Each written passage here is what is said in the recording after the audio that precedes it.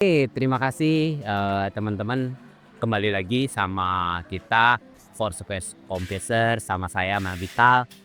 Hari ini kita kedatangan tamu nih, kita akan ngobrol-ngobrol seputar apa ya, coba ini ada teman saya dari AMD.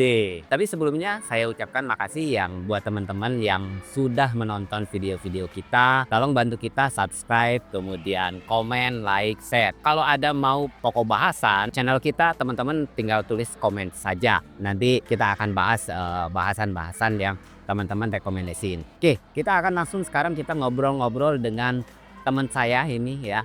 Teman saya sedikit ini dari salah satu brand prosesor. Ya, oke, ini Mas Agung. Oke, apa kabar Mas? Sehat, alhamdulillah. Sehat. Gimana, Pak Rizal, sehat? Alhamdulillah. Ini dengar-dengar katanya prosesor lagi penjualan naik ya. Enak dong. Ya, semua step kita harus serba syukuri. Oh, Ada peningkatan, ya terus kita harus tetap syukuri. oke. Karena di masa-masa sulit ekonomi global yang agak sedikit kurang sehat, ya jadi sedikit peningkatan pun kita harus tetap syukuri gitu intinya. Oke, berarti 2024 kemarin meningkat dong AMD. Ya, secara traffic kita akui kita meningkat. Oke, berarti secara retail head to head sama kubunya si merah, kubunya sorry, si merah sama si biru gimana nih head to headnya? Ya, Diet ini, bentar dikit ya kita korek informasi sedikit head to head antara si AMD dan kubunya biru nih. Menurut AMD siapa sih yang juaranya? Secara penjualan Mas? ya kita harus lihat dulu ya, apakah kita serap penjualan global atau literally di Indonesia sendiri. Oh Indonesia, kita bicara Indonesia aja ya, nggak usah global. Secara market share kita mengalami peningkatan. Berapa persen? Ya sekitar 10-15% lah. Peningkatan. Ya dari Dari tahun sebelumnya. tahun sharingnya berarti sekarang antara AMD dengan si biru berapa persen dari datanya AMD kita ambil nih sekarang. Ya sebetulnya intinya secara data si biru masih tetap lebih besar. Oke. Namun secara peningkatan kita berhasil untuk meningkatkan penjualan kita. Artinya kita akan lebih mendekati si biru. Oke, mantap nih, sedikit lebih mantap. Oke, lanjut nih Mas. Ngomong-ngomong peningkatan, ada di segmen apa sih kita meningkat nih AMD? Tentunya di Ryzen ya. Semenjak generasi Ryzen itu ada dan teknologi yang dibawa oleh kita memang lebih leading dibandingkan dengan tetangga atau kompetitor. Inilah yang menjadi momentum AMD itu setiap tahunnya itu mengalami peningkatan cara market share.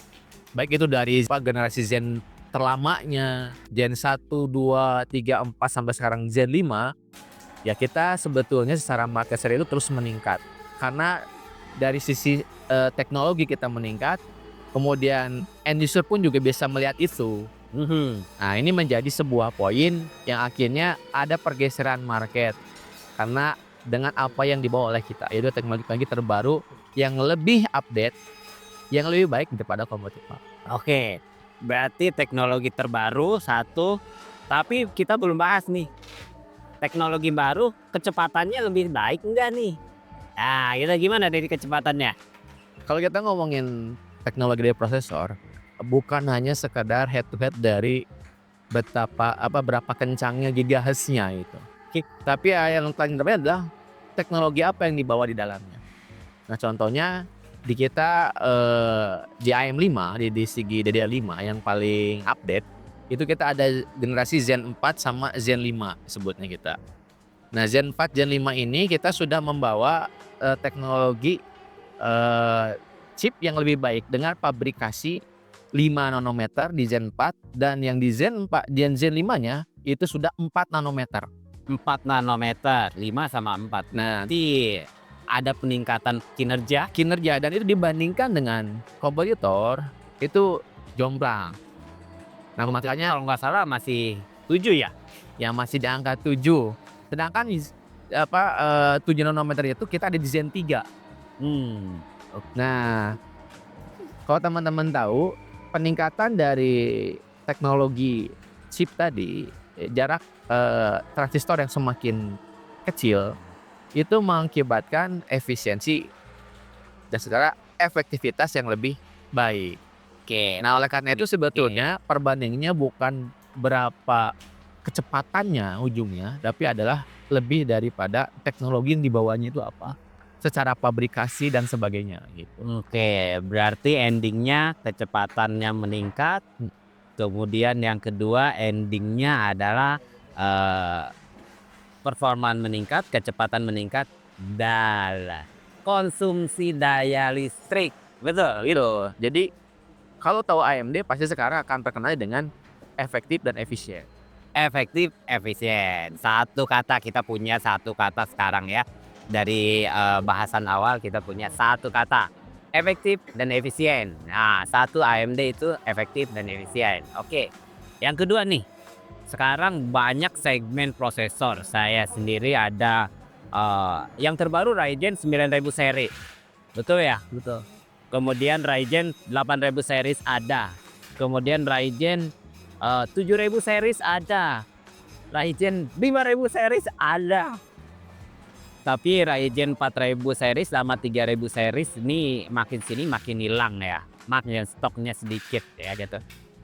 Kita memilah bagaimana sih si konsumen saya, konsumen FS gitu ya. Kita mau pakai mana nih prosesornya? Sehingga Ryzen 9000 series banyak prosesornya lah. 97 dan kawan-kawan. 7000 series, 8000 banyak kali prosesornya, SKU-nya banyak. Gimana sih kita memilah itu gitu, Mas? Iya. Baik, kita akan membagi ya ada 3 segmen kan. Artinya low budget, mid budget, sama high budget gitu kan.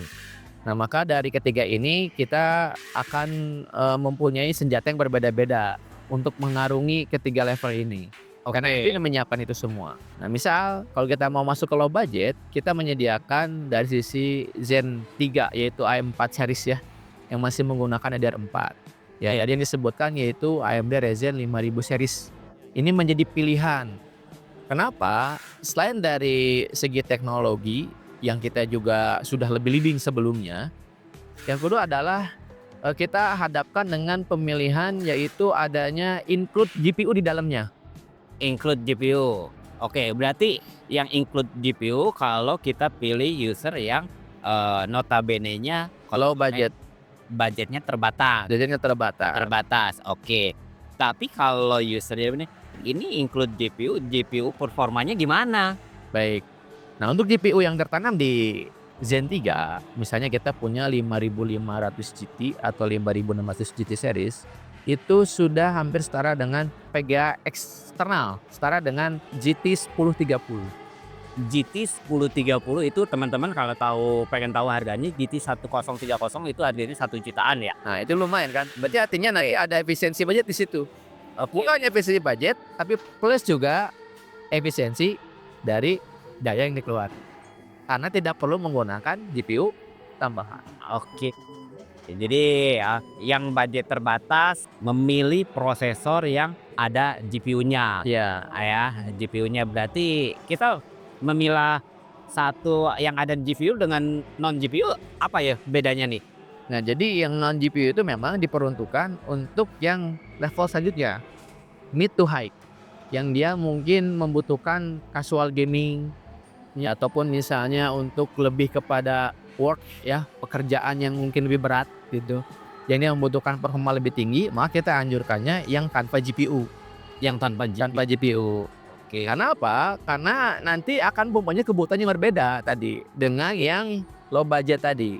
Nah, kebutuhan pekerjaan dengan software yang sekarang serba update ya, ataupun juga misalnya dengan kinerja yang lebih berat, membutuhkan kemudian efisiensi waktu yang lebih cepat. Nah, maka dari itu kita anjurkan dengan menggunakan platform atau kelas yang lainnya, yaitu yang tidak menggunakan seri J series tadi, yang non GPU. Non GPU. Nah, gitu. Berarti kita melihatnya dari serinya, nanti kalau ada di belakangnya ada seri G-nya itu plus GPU ya. Plus GPU. Oke. Yang di bawahnya semua rata-rata Radeon Graphics ya. Iya, betul. Semuanya ada Radeon. kemudian saya dengar-dengar ada isu nih. Isu dulu sebelum saya masuk di komputer juga. Itu kan saya kenal komputer pada dulu zaman AMD-nya 2000-an ya. Ya. AMD Barton. Masih inget Mas? Sempron ya. Sempron ya kan. Dulu ada prosesor AMD yang kinerjanya luar biasa, bagus tapi infonya panas. Panas ya, betul. Dulu ya. Gimana yang sekarang, Mas? Ya tentunya ini sudah direvisi semuanya ya. Dari pengalaman kita belajar intinya. Gitu. Isu-isu panas itu memang sebetulnya kalau kita mau menilai secara teliti, banyak unsur sebetulnya. Bukan hanya karena prosesor itu panas atau bawaannya panas ataupun misalnya memang prosesor itu jelek. Terkadang memang yang namanya kita mau bikin sebuah CPU itu membutuhkan komponen lainnya tentunya. Baik itu fan di dalamnya, baik itu mungkin pendingin-pendingin lainnya yang mempengaruhi faktor tersebut. Nah, kalau zaman dulu kan kita ingat ya, sangat selain periferal yang masih sangat terbatas gitu ya, yang datang ke kita gitu ya, itu menjadi faktor yang jadinya itu nanti tertuduhnya sebetulnya prosesornya. Padahal belum tentu bawaan prosesornya itu adalah prosesor yang panas seperti itu. Oke. Nah, tapi misalnya apapun itu yang terjadi dengan penamaan-penamaan sebelumnya, ya kita sangat percaya diri untuk saat ini bahwa kita tuh lebih leading. Kenapa? Karena nanti kalau kita lihat teman-teman di proses itu ada yang namanya TDP. Ya tentang ngomongin masalah power. Oke. Dan konsumsi power AMD itu sangat-sangat rendah. Bahkan di peak powernya, yaitu di power yang paling maksimal, Kinerja 100%. 100%, ya itu TDP kita itu benar-benar di bawah dengan kompetitor. Artinya kalau semakin sedikit daya yang dikeluarkan, semakin sedikit juga panas yang di hasil. Nah ini secara Oke. logikanya. Jadi image AMD panas itu sebetulnya sudah tidak relevan pada saat ini. Berarti sudah tersolusikan dan Sudah. itu bukan dari prosesor. Betul, bukannya sekedar omon-omon, tapi kita berikan dengan teknologinya. Oke, teknologinya. Kalimat yang kedua kita udah dapat ya. Tadi efektif, efisien. Yang kedua, AMD sudah tidak panas. Oke, dua kata kita sudah kesimpulan nih teman-teman. Kita cari ulik lagi kesimpulan-kesimpulan yang lain ya. Oke. Nah, dulu semuanya adalah prosesornya adalah tray. Masih ingat ya Barton, Barton. Kemudian dengan keterbatasan cooling, keterbatasan sirkulasi udara dalam casing sehingga si prosesor itu panas dan tentunya akhirnya prosesor AMD itu panas. Betul ya. Tapi sekarang ada isu tambahan nih, ya kan? Ada beberapa segmen AMD mengeluarkan kembali prosesor tray. Betul. Bener nggak? Betul. Iya. Ada segmen prosesornya box, ada juga prosesor tray. Gimana menurut AMD itu? Ya, jadi kita memang mengeluarkan dua versi yang resmi. Ada yang versi box, ada yang versi tray. Oke, sebelum teman-teman, ini ada kata-kata yang saya mau dipotong dulu ya. Sebelum kita versi box dan versi tray, tadi Mas Agung ada bilang Anda resmi. Berarti ada siap non resmi nih. Tuh, maaf kita secara non resmi dan resmi dulu deh. Ya, jadi resmi itu tentunya dikeluarkan oleh distributor resmi yang kita tunjuk. Oke, distributor siapa yang sekarang pakai AMD dan juga NJT. IMD, NJT. Nah, jadi pastikan prosesor teman-teman itu harus berlogo tersebut ataupun juga secara serial number terdeteksi di kedua distributor tersebut. Resmi itu kan artinya kita taat semua. Dari mulai administratif, pajak dan sebagainya itu beres gitu. Oke. Dan juga resmi itu secara klaim garansi itu diakui oleh kita sebagai prinsip oleh AMD. Kalau teman-teman mau ada apa-apa, itu bisa mengklaim, bisa mempunyai hak untuk bisa memperbaiki komponennya. Ini sebuah poin plus sebetulnya teman-teman dibandingkan dengan yang non resmi. Non resmi itu tentunya dia tidak melalui distributor resmi. Artinya juga dia tidak menggunakan jalur resmi secara administratif ketatanegaraan. Kita tidak mau dong negara kita merugi dan kita pun setuju, kita pun ingin bangkit bersama. Nah, jadi kalau teman-teman ingin maju bersama ya pastikan harus beli yang resmi. Beli yang resmi, tapi perbedaan yang signifikan pada dasarnya prosesor resmi dan non resmi prosesornya sama aja. Betul, Betul, sama aja. Yang berbeda nanti hanya jalur. betul. Ada lagi nggak yang Garansi. Oke, garansi gimana? Garansi pun tentunya berbeda. Kalau garansi resmi itu berarti klaimnya by AMD langsung. Dan juga kita memberikan fasilitas garansi 3 tahun. Itu bisa diklaim secara resmi. Jangan sampai nanti teman-teman beli budget karena melihat murah, namanya barang elektronik kita tidak pernah tahu. Bisa merugi di kemudian hari, kita berinvestasi, malahan ujungnya malahan kita yang ngerugi. Nah, jadi dan yang resmi itu tentunya bukan berarti lebih mahal sebetulnya, karena semua itu pemasukannya kembali pada negara gitu. Nah, ini harus garis bawahi. Jadi jangan seakan-akan kita beli yang resmi itu rugi karena lebih mahal. Padahal itu sebenarnya maksudnya kepada negara. Sumbangan pajak ke negara. AMD nyumbang ke Indonesia ternyata ya. Oke. Kemudian dari segi klaim garansi, ya, resmi yang dititik beratkan sama timnya Mas Agung, timnya AMD, berapa lama sih garansi harus misalkan? Apakah ada garansi servis atau semua diganti baru atau seperti apa ya untuk garansi? Untuk garansi itu 3 tahun ya resmi. Nah, untuk proseduralnya memang ada beberapa prosedural. Misalnya tidak boleh ada cacat fisik gitu ya. Catat fisik, Cacat oke. fisik, kemudian juga tidak ada terbukti adanya human error di situ. Oke. Artinya itu memang disengaja ya. Hmm. Atau bisa juga tidak disengaja ya. Dan disengaja artinya si barangnya memang sudah di-pick oleh user tersebut gitu ya.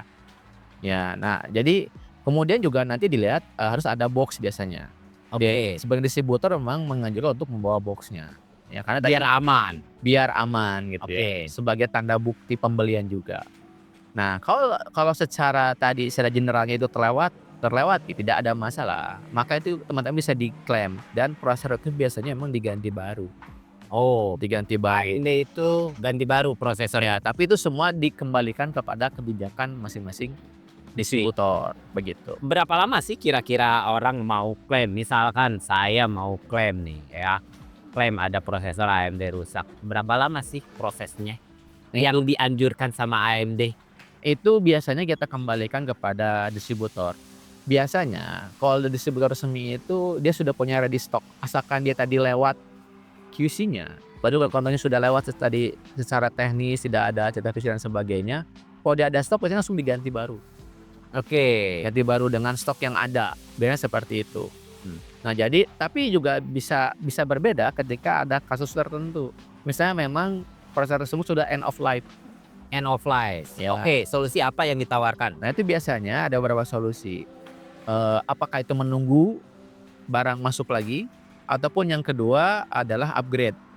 Nah, tapi itu semua biasanya dikembalikan kita kepada sisi distributor itu semua. Nah, kalau jalur non resmi, garansinya gimana? Jalur resmi tentunya dia bisa diklaim secara resmi ke AMD. Yang artinya berisikonya adalah apakah barang tersebut bisa diklaim garansinya ataupun juga tidak. Dan kalau saya bilang kalau nggak ada garansi, berarti yang saya beli non resmi, berarti saya bilang beli second dong. Bisa jadi seperti itu ataupun Kalau nggak ada garansi kan berdua dong. dan resiko pun ada di tangan konsumen akhirnya. Nah, ini yang kita nggak mau betulnya. Sangat sayang sekali, sedangkan investasi kita di dunia teknologi itu kan lumayan ya. Gede. Besar. Oke. Lebih beresiko secara user, secara customer itu harusnya lebih banyak berpikir panjang. Ya karena tadi kita Bukan berpikir budget lebih ambil non resmi ya. Oke. ya karena tadi justru kalau kita ngomongin investasi, apalagi teknologi itu kan kita kan pengen bukan hanya sekali pakai, tapi kan berulang kali pakai. Nah, maka dari itu sayang sekali kalau teman-teman hanya sekedar memikirkan harga murah tapi tanpa pelayanan yang baik untuk kita dapat. Oke, jadi purna jual perbedaan antara resmi dan non resmi itu purna jual ya teman-teman, ketika purna jual after salesnya seperti apa gitu. Yang resmi 3 tahun itu di cover. Di cover. Tapi kayak kalau yang non resmi, Wallahu alam. Itu tidak pernah tante. Resiko ditanggung sendiri ini. katanya resiko tanggung sendiri, AMD nggak nanggung gitu kan. Berarti ya alokasi saya boleh katakan, saya bilang beli prosesor second. Betul. Tuh, boleh Betul. boleh Akan seperti itu. Sekarang seperti itu. Walaupun mungkin bentuknya baru kan tidak ada garansi. Iya. Kecuali kalau tokonya mau bertanggung jawab. Itu pun bukan mengklaim ke AMD artinya begitu. Berarti dia itu sedang mengganti dengan garansi dia sendiri. Berarti dia sedang mengakali garansi itu sendiri. Bukan resmi secara AMD-nya seperti itu. Oke, itu teman-teman yang ketiga, beli yang resmi ya. Kita punya kesimpulan ketiga dari obrolan kita dengan Mas Agung. Kesimpulan ketiga ini beli yang resmi karena after sales-nya lebih terjamin. Ya.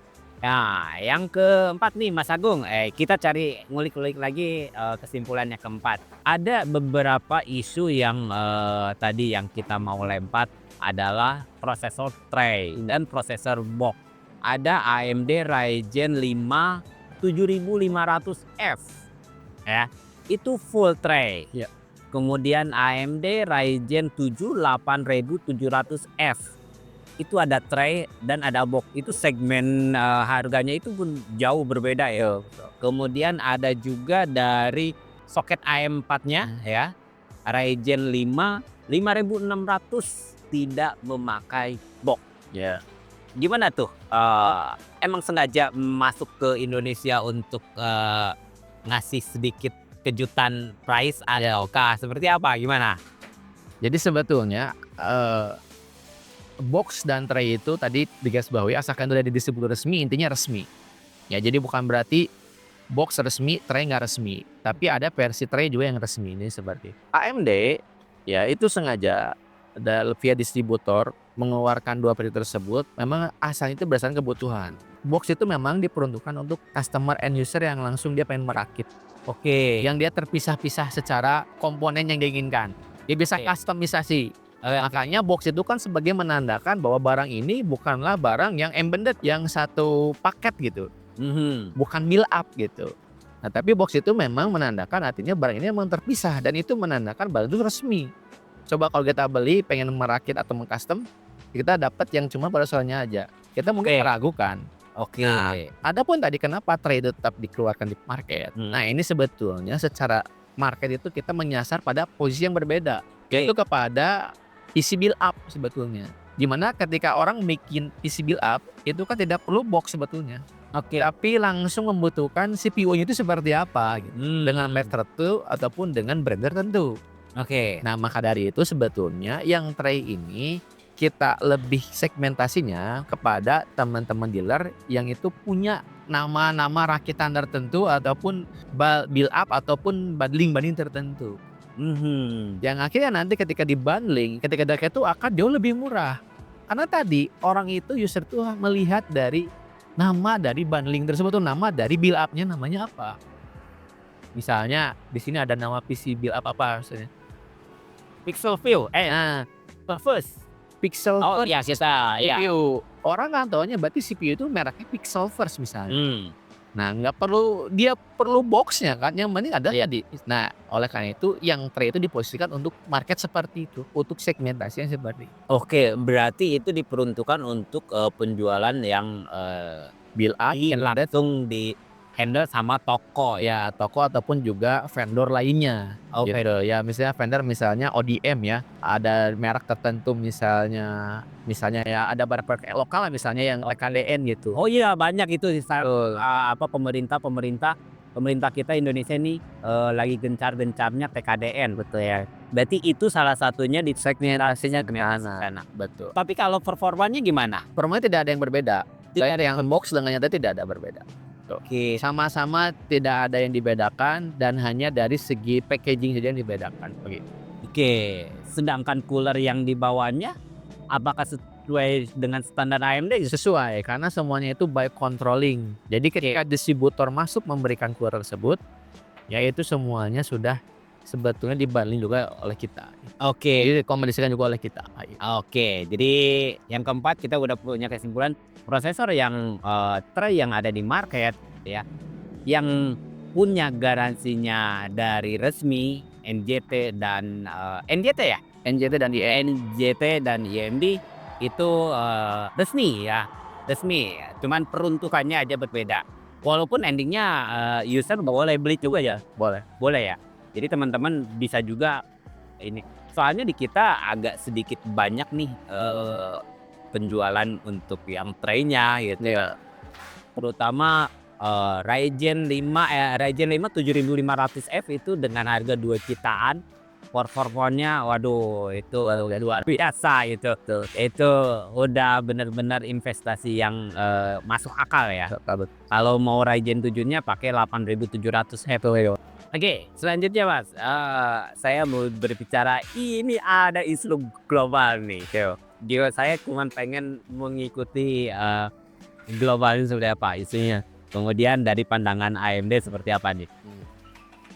Beberapa hari kemarin saya dapat kunjungan vendor-vendor prinsipal dari memori, ya memori. Nah, si memori ini info dari mereka, terutama memori RAM untuk yang DDR4 ya, itu shortage.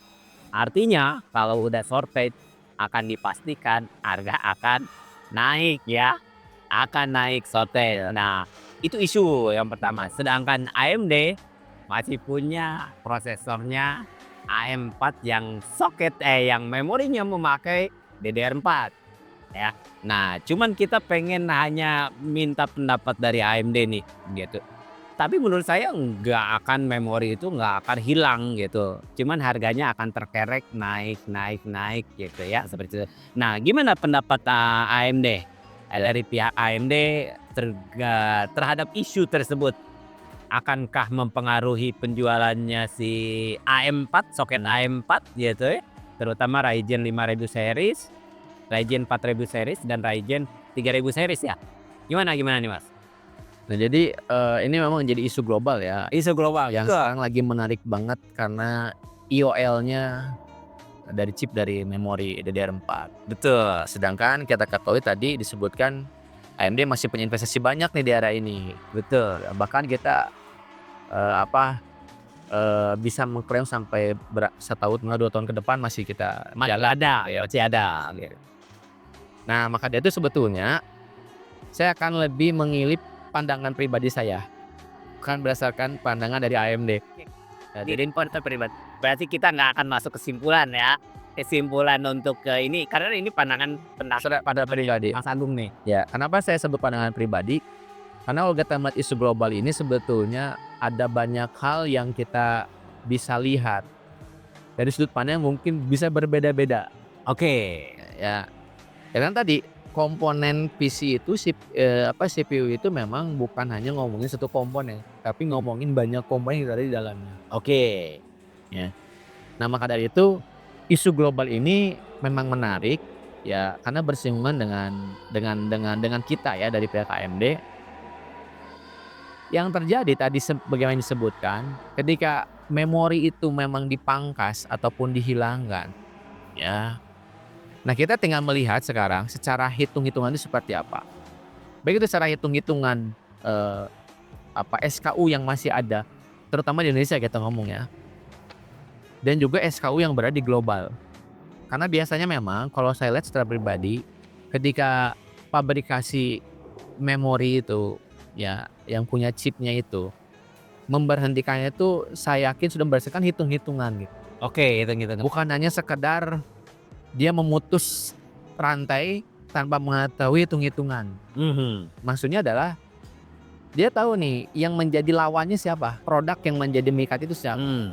Artinya pertimbangan menurut pertimbangan tidak mungkin apa yang udah hilang itu memori itu shortage, artinya tidak akan ada supply untuk kita produk yang masih menggunakan DDR4 ya karena secara prinsip bisnis pabrikan memori pun nggak mau melepas pasar yang memang masih ramai. Oh iya, betul. Saya Kalau setuju. teman-teman lihat, secara market share DDR4 itu masih menempati sekitar 60%-an, Iya. bahkan lebih, ya dibandingkan dengan DDR5. Tapi di sisi lain, secara investasi, pabrikasi memori mungkin berpikirnya ini sudah kalau kita mempertahankan di dunia DDR4 ini, DDR5 tidak akan jalan. Sedangkan pabriknya sudah dibikin.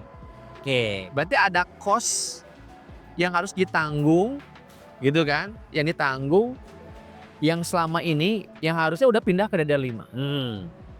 Nah, maka artinya ada sisi lain kalau kita secara sudut pandang, memang ini ada isu yang memang untuk dialihkan ke DDR5 tadi. Oke. Dan kita AMD sudah siap di situ. Begitu. Nah, maka dari itu Ya, betul. itu dari sisi sudut pandang yang lainnya. Kalau tadi kita ngomongin walaupun pabrikasi itu misalnya mentok, tidak memproduksi lagi DDR4. Tapi yang sudah biasanya. Dan ini menjadi fakta ya teman-teman, kalau teman-teman lihat DDR3 pun sampai saat ini masih ada. Masih banyak, betul? Oh, itu udah berapa tahun yang lalu kita tinggalkan gitu kan. Iya, masih banyak. Nah, artinya nanti biasanya ada teman-teman yang memainkan refurbish daur ulang memori tersebut. Oke. Ya, ini dari sudut pandang lainnya. Tadi kan dari sudut pandang pabrik, dan ini sudut pandang dari peluang market yang masih ada. Ya, marketnya masih gede. Marketnya masih bisa tadi kita bilang sekitar 60% ke atas. Ini menjadi masih barang yang seksi gitu untuk diperebutkan gitu. Masa sih secara analogi kita begitu saja ditinggalkan.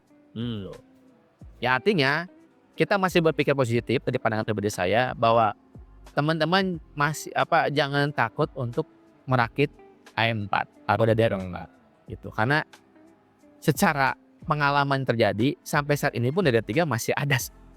Artinya masih tetap bisa berjalan. Oke, gila.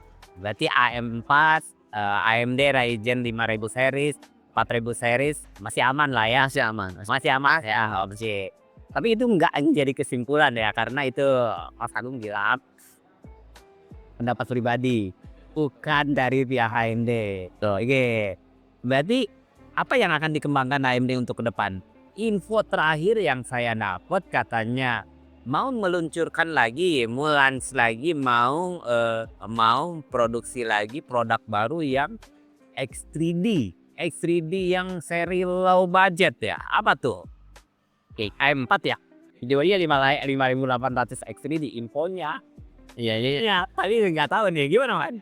Ya, kalau belum keluar saya belum bisa ngomong ya, kan itu harus resmi kan. Nah, ya apapun itu, jadi saya sebenarnya lebih kepada ingin menjelaskan X3D itu apa, biar teman-teman tahu. oh, X3D, ya oke. Jadi kan itu disebut dengan X3D, seri X tapi ada 3D. 3D itu apa? 3D cache sebetulnya. Oke. 3D cache itulah yang membooster cache memori yang ada di prosesor. Jadi ternyata kalau teman-teman belajar mempelajari prosesor, arsitektur prosesor, ternyata di dalamnya ada cache memory. Cache sebagaimana RAM, random access memory yang ada di motherboard. Fungsinya adalah apa? Fungsinya adalah untuk semakin besar cache memory, semakin besar jalur data. Artinya secara prosesan itu akan lebih cepat. Jadi makanya tadi kenapa saya bilang kalau ngomongin prosesor itu bukannya sekadar dari kecepatannya, tapi lihat dari teknologi yang di bawahnya. Teknologi. Nah, salah satu teknologi dari AMD adalah tadi 3D cache tadi. Yang dia punya 3D cache yang besar. Artinya memori dalamnya itu cache memorinya itu adalah besar. Saya analogikan seperti ini. Kalau teman-teman lihat jalan, ada jalan pedesaan, ada jalan tol. Oke. Kira-kira di jalan pedesaan sama jalan tol yang berpotensi macet yang mana? Jalan pedesaan. Kenapa? Karena kecil jalannya. Oh iya. Kalau jalan tol besar, artinya saat dalam 1 detik itu dia bisa memuat berapa mobil gitu kan, 4 mobil. Sedangkan kalau dia hanya 1 mobil misalnya. Nah, ini sebagai analogi teknologi AMD di teknologi 3D cache tadi yang menjadi andalan teman-teman yang suka casual gaming, bahkan yang menuju kepada extreme gaming, dan juga teman-teman yang workstation yang itu hektik dengan yang namanya rendering, saya anjurkan menggunakan seri X3D. Oke, X3D berarti kesimpulan akhir perlu investasi kalau kita memerlukan PC yang betul-betul punya performa yang prima ya, pemakai AMD yang seri X3D. Betul. Ya, oke, Oke, dari prosesor sendiri, dari segi prosesor apakah masih ada yang mau disampaikan Mas? Apa isu-isu prosesor yang sekarang ada? Ya sebetulnya kita berharap teman-teman tetap menggunakan resmi ya. Itu yang paling kita tekankan. Dan teman-teman sekarang dengan iklim media sosial, informasi yang begitu terbuka lebar, jangan lagi terbranding dengan kata-kata AMD itu seperti ini, seperti itu gitu ya. Semua itu bisa teman-teman buktikan dengan informasi yang ada dan teman-teman bisa semua bandingkan, bisa comparison. Jadilah smart people dan smart buyer ya. Oh, Ya. smart ya. Jadi kita bisa milih dengan apa yang kita ketahui karena akses begitu masih begitu besar dan juga menjadilah smart buyer tadi. Kita punya budgeting tapi kita bisa efektif dalam menggunakan budget tersebut. Oke. Itu dari segi prosesor. Ternyata kan AMD punya satu produksi lini, produksi lagi. Graphic card, GPU card. Tuh. Nah, ya GPU card. Kemarin ini lagi enak jualan katanya. So, datang ke Indonesia habis sold out. RX 9060 XT itu kayak ada berapa segmen sih untuk GPU card? Jadi ada 9060 yang terbaru, 9060 XT dan 9070 dan 9070 XT. Oke, dari ini penggunaannya untuk siapa nih? Soalnya dari harga lumayan. 9060 XT itu ada 8 GB, ada 16 GB. Harganya mulai dari 5 jutaan sampai 7 jutaan. Kemudian 9070 yang polos dan XT harganya mulai 11 jutaan sampai 15 jutaan. Betul ya? Betul, 15 jutaan. Ini buat siapa sih? Nah, kita memang Pengguna siapa nih? 9060 itu memang kalau teman-teman pernah pakai sebelumnya, itu adalah generasi penerus dari 7600 series. 7600 series. Ya. Nah, itu diganti atau diteruskan, bukan diganti, tapi diteruskan dengan seri 9060. Itu dengan teknologi yang berbeda, RDNA 3 sama RDNA 4. Oke, secara arsitekturnya berbeda tadi. Nah, dan diklaim 9070 dan 9060 itu karena di RDNA 4 itu diklaim mempunyai perform yang lebih tinggi bahkan dengan kompetitor. Oke, ya boleh di kompetitor Perbedaannya sampai dengan 86 sampai dengan 130% di 9060. di satu segmen harga yang sama. Ya, dibandingkan dengan 5060. Oke. Nah, ini sebagai bocoran saja ya. Dari AMD Radeon sendiri itu untuk seri 9060 XT itu lebih di harga yang sama performanya lebih tinggi.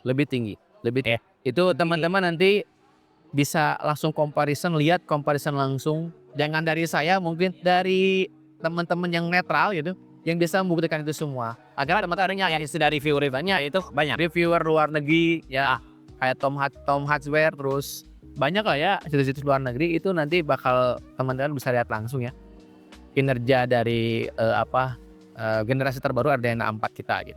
Pak. Tadi 9060 itu memang lebih kepada middle. Oke. Middle. Untuk casualnya atau ke menuju ekstrim ya atau hardcore gaming bahkan, nah itu diarahkannya ke 9070. 9070 ya. Oke, itu harganya 11 jutaan sampai 15 jutaan ya. Tuh, ya teman-teman bisa lihat di marketplace banyak lah ya. Shopee, Tokopedia, banyak teman-teman bisa lihat harga 9060, 9070 ya. Oke, penutup nih Mas. Untuk kata-kata penutup untuk teman-teman yang viewer kita di channel kita seperti apa nih Mas? Nah, baik teman-teman. Jadi saya di sini mengajak untuk teman-teman itu bisa menikmati teknologi terbaru dari AMD. Ya, tadi yang kita gambarkan itu ada secara general. Kalau lebih pastinya teman-teman merasakan langsung performanya. Oke, ya. Harus beli ya. Karena pada titiknya apapun teorinya, kalau kita tidak menggunakannya secara langsung, kita tidak akan pernah tahu rasanya seperti apa. Nah, maka dari itu saya mengajak teman-teman yang hobi ataupun yang punya kebutuhan untuk kerja, nikmati teknologi terbaru di AMD. Baik itu dari Ryzen series dari sisi prosesor dan juga dari Radeon series di sisi GPU. Teman-teman bisa langsung rasakan perbedaannya, teman-teman bisa langsung melihat kinerjanya, dan juga teman-teman bisa menyimpulkan nanti bahwa AMD terus maju, terus meningkatkan performanya dan juga tentunya pelayanannya.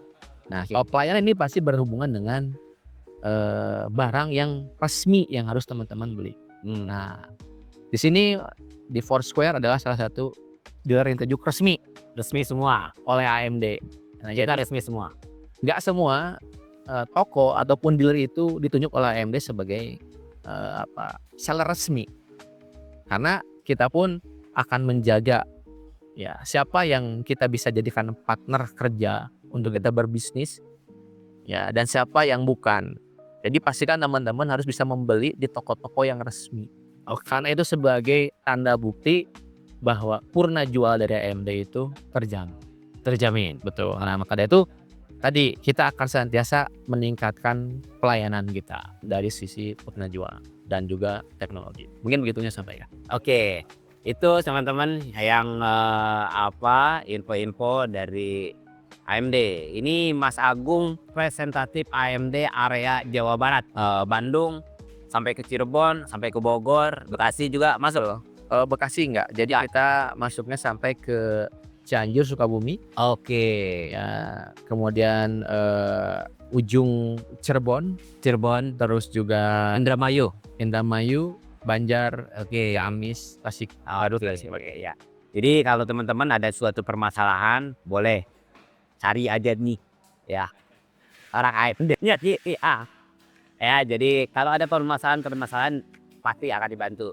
Oke, itu aja untuk teman-teman untuk podcast hari ini, atau saya ngobrol-ngobrol singkat tentang prosesor AMD. Nanti ada obrolan lain.